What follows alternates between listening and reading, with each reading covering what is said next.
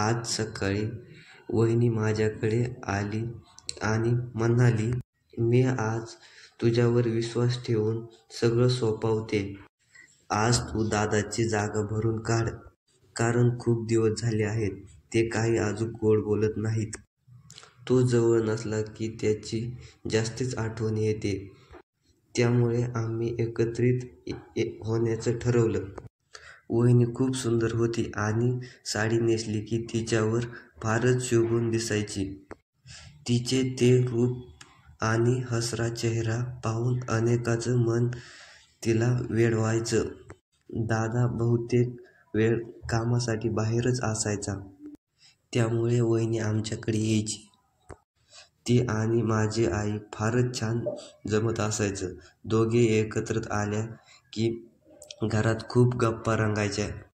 कधी कधी वहिनी आणि माझ्यातही थोडीफार मजेशीर चर्चा होत असायची. वहिनीचं सौंदर्य आणि तिचा हसरा चेहरा पाहून माझं लक्ष तिच्याकडे नकळत जायचं आणि काही वेळा मी पाहिलं की तीही माझ्याकडे हळूच पाहायची. वहिनी इतकी देखणी होती की तिच्या रूपाकडे कोणाचेही लक्ष जाऊ शकते. जेव्हा मी घरी असायचो तेव्हा मी तिच्याशी बोलायचो. थोडाफार वेळ मिळायचा, पण आता मी नोकरीला लागलो होतो. त्यामुळे सकाळी लवकरच निघून रात्री मी घरी यायचो आणि त्यावेळेस ती तिच्या घरी असायची. एकदा असं झालं की मी नुकताच आंघोळ करून खोलीतून बाहेर येत होतो आणि अचानक वहिनी माझ्याकडे खोलीत आली.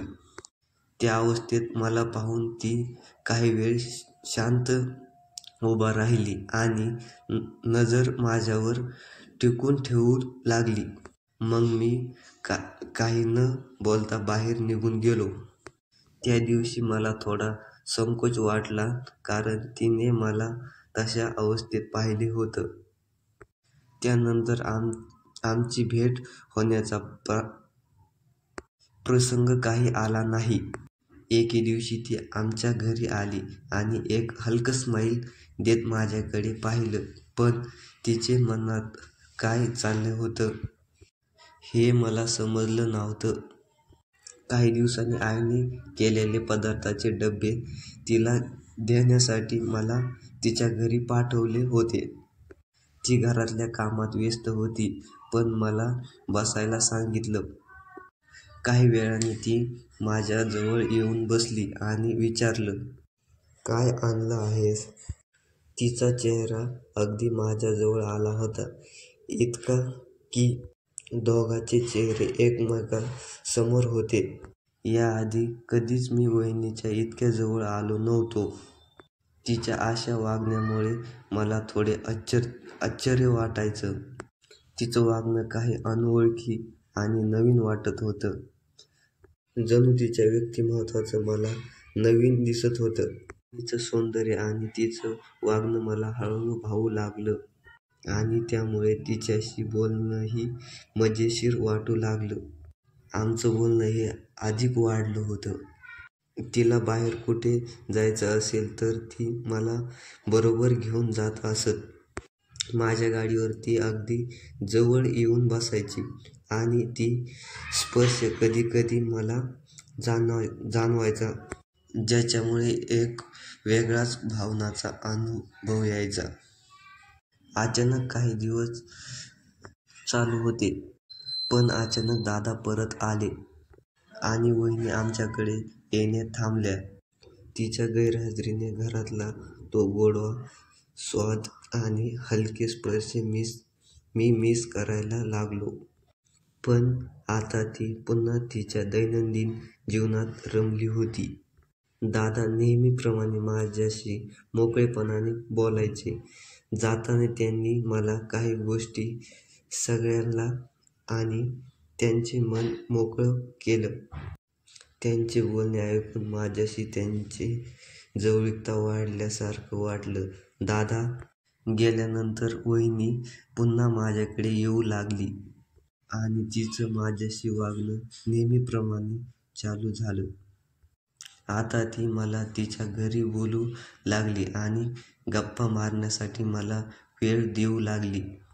गप्पा मारताना तिचा हलका स्पर्श नकळत जाणवायचा. त्यामुळे माझ्या मनात नवीन भावना निर्माण होऊ लागल्या होत्या. अलीकडे काही वहिनीच्या डोळ्यात नवीन भाव दिसू लागले होते. जणू तिच्या मनात वेगळ्याच भावना चालू होत्या. तिच्या या बदललेल्या वागण्यामुळे मला थोडे अस्वस्थ वाटू लागले. कारण मी एक पुरुष होतो आणि माझ्याही मनातल्या भावना होत्या. तिच्या या जवळीकतेमुळे कधीकधी माझ्या मनात वेगवेगळे विचार येऊ लागले. हळूहळू ह्या गोष्टी अधिक वाढू लागल्या आणि आमच्यातील अंतर कमी होत गेले. आता ती माझ्याजवळ येऊन बोलायला लागली होती आणि आधी या गप्पा अधिकच खास होत होत्या. हे पाहून मला तिच्या मनात काहीतरी वेगळं आहे हे जाणवू लागलं. पण त्या भावना कशा हाताळाव्यात याची मला नीट कळत नव्हतं. एके दिवशी बाहेर मुसळधार पाऊस कोसळत होता आणि दादा त्या वेळेस कामानिमित्त बाहेर गेला होता. 2-3 दिवस घरी येणार नव्हता. वहिनी माझ्याकडे पाहून हसत म्हणाली, "थांब, मी आपल्यासाठी गरम चहा बनवते." काही वेळाने ती चहा घेऊन आली आणि आम्ही खिडकीजवळ बसून चहा प्यायला लागलो. बाहेर थंडी जाणवू लागली म्हणून ती म्हणाली, "चल, आतल्या खोलीत जाऊन या. तिथे थोडं गरम वाटते." आम्ही आतल्या खोलीत गेलो. बाहेर पाऊस अजूनही धो-धो बरसत होता. खोलीत एक शांत आणि वातावरण तयार झाले होते. वहिनी माझ्या अगदी जवळ येऊन बसल्या आणि त्या क्षणी तिच्या जवळ जायचं एक अनोखं भान मला जाणवत होतं. आज तिला पाहून माझ्या मनात काहीतरी वेगळाच भाव उमटत होता. ती हळूच जवळ येऊन म्हणाली, "तू माझ्यासोबत असला की मला खूप बरं वाटतं." त्या दिवशी ती अनपेक्षितपणे बोलू लागली आणि अशा गोष्टी समोर येऊ लागल्या ज्या कधी नव्हत्या. तिच्या डोळ्यात मला काही गोंधळसा आणि अपेक्षाही दिसत होत्या. ती पुढे म्हणाली, "तुझ्या दादाचं लक्ष माझ्याकडे फारच नसतं कारण ते नेहमी बाहेर असतात. आणि खरं सांगू का, तू मला खूप आवडतोस." ती माझ्याकडे पाहून म्हणाली, "आज मला तुझ्या दादाची कमी तू भरून काढशील का? खूप दिवस झाले आणि मला जरा जवळीक हवी आहे." तिच्या शब्दांनी माझ्या मनात एक अनोखी गडबड निर्माण केली. वहिनीचे नाही.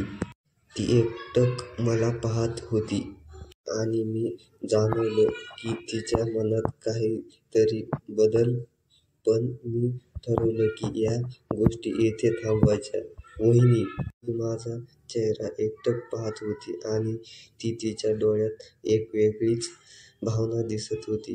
मी तिला शांतपणे सांगितलं, "माझ्या मनात तुमच्या भावना समजतात आणि तुम्ही जवळ असला की मला देखील छान वाटतं. पण आपलं नातं यापेक्षा वेगळं आणि योग्य असावं.